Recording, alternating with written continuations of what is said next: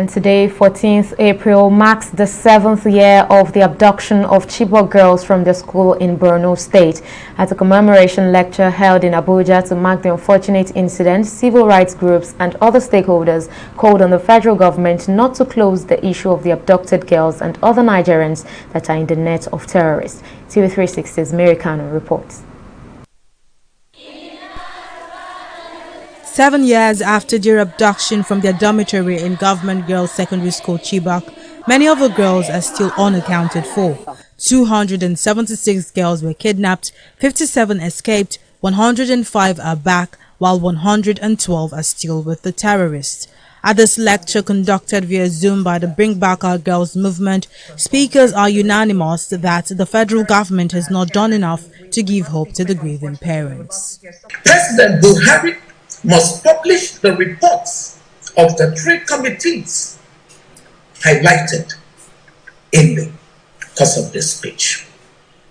President Buhari must disclose whether from his information and from his informed position, our Chibok girls, Leah Charibu, and the remaining abducted citizens of this country have been forgotten.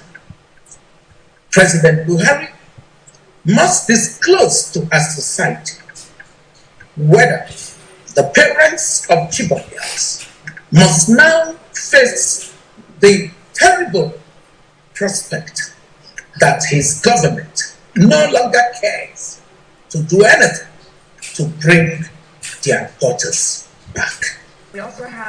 In her opening address, Chairperson Strategic Team of the movement, Florence Ozo, said despite electoral promises of the President Muhammadu Buhari-led administration to fix the security challenges, the situation has gone from bad to worse.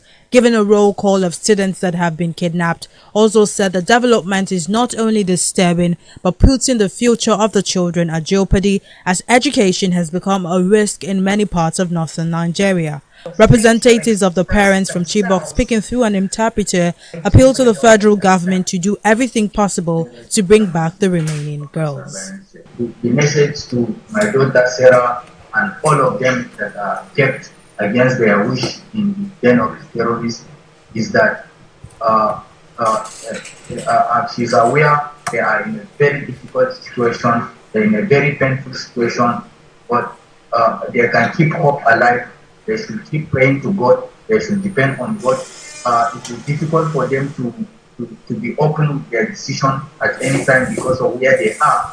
But keep in their heart, let them sustain hope. Let them keep praying to God that one day God will do His miracle and they will be rescued. And our message is not just for her daughter, but for all of them. Members of the movement say pampering terrorists and bandits over the years has made kidnapping a lucrative business in Nigeria, and the situation is becoming a nationwide pandemic. Imagine what it is to be afraid for your life every day for 7 years, and that's what Chibok girls have been through. So I say to every one of us today, to remember that when we demand for the rescue of our Chibok girls, we're not doing them a favor. We're only doing that which is right. I want every one of us to remember also that the Bring Back Our Girls movement have always said that the fight for Chibok girls is the fight for the soul of Nigeria. And indeed today we have seen it. The children are being taken away from their schools, students are being taken away from school, and the government isn't doing anything.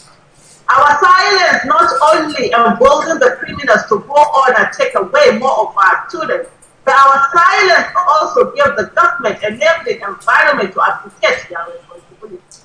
And it is mandatory on every one of us not to make our empathy expensive. Do not wait until your loved one is taken away before you decide to take on the fear and the anger and the sadness that the Chibok parents are going through.